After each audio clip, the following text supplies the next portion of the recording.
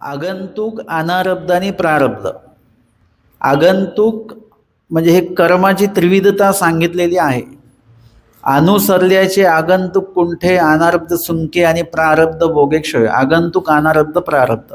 आगंतुक म्हणजे मानसिक क्रिया जी आहे, म्हणजे मनामध्ये जो उल्लेख होतो त्याला आगंतुक कर्म असं म्हटलं जातं. ते जेव्हा क्रियेला चालना मिळते आणि ती क्रिया पुढच्या टप्प्यात जाते, म्हणजे वाचिकेमध्ये जाते, त्याला म्हणतात अनारब्ध. आगंतुक, अनारब्ध. आणि ती क्रिया प्रत्यक्ष कार्यरूपाला येते त्याला प्रारब्ध असं म्हटलं जातं. एखाद्याच्या मनामध्ये आलं की मला एका साधूंना जीव घालायचा आहे, हे काय झालं? आगंतुक कर्म झालं. मनामध्ये सुरू आहे पण बोलणं नाही कोणाकडे. मग कुणाकडे तरी बोललो आपण, मला ना कोणाला तरी भोजन द्यायचं आहे, अन्नदान करायचं आहे, म्हणजे काय झालं? वाचिके झालं, आगंतुकाचं अनारब्ध झालं.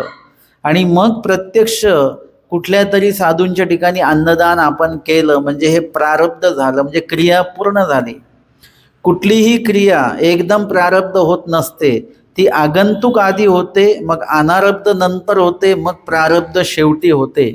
एकदम अनारब्ध कुठलं होत नाही, एकदा प्रारब्ध होत नाही. प्रत्येक क्रियेचं उगमस्थान हे आगंतुक आहे. मनामध्ये जोपर्यंत येत नाही तोपर्यंत वाचेमध्ये ते येतच नाही. वाचेमध्ये जोपर्यंत येत नाही ते प्रत्यक्ष क्रियेमध्ये ते येत नाही. वाईट क्रिया पण अशीच आहे. कुणाचं तरी वाईट करायचंय आधी मनात येतं आणि मग त्याला आपण बोलतो, तुला मी एक दिवशी बघेनच, वाचिके झालं. आणि एक दिवशी मग हिंसारूप क्रिया वगैरे जे असेल काहीतरी ती होऊन जाते. आगंतुक, अनारब्ध आणि प्रारब्ध.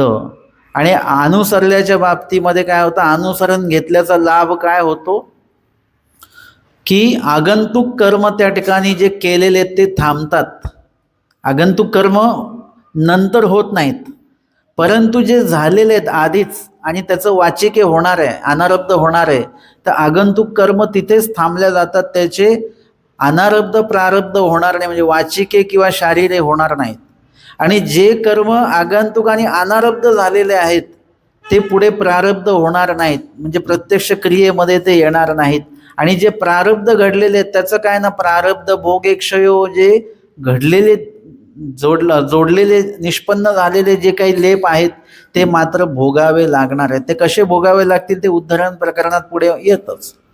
तशा पद्धतीने हे अनुसरल्याच्या व्यक्तीच्या बाबतीमध्ये ही कर्माची त्रिविधता होते. आगंतुक कुंठे, अनारब्ध सुंके, सुकल्या जातं, आणि प्रारब्ध जे आहे ते भोगेक्षयो.